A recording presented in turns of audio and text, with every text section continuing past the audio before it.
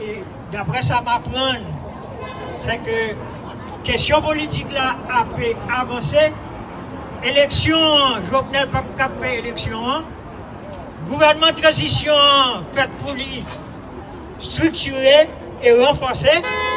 Et définitivement, affaire de monde qui, comme ministre, le soi-disant gouvernement qui est en Haïti, eh bien bon, faire une démission et bail espace pour le gouvernement de transition entrer pour définitivement venir avec un autre programme politique pour le peuple haïtien.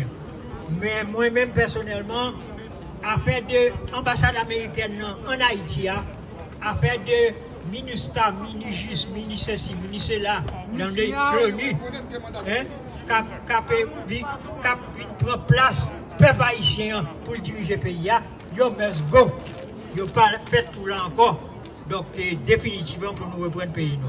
Et on aurait été collé, on aurait été prend force, définitivement, pour que nous libérer le pays encore une nouvelle fois.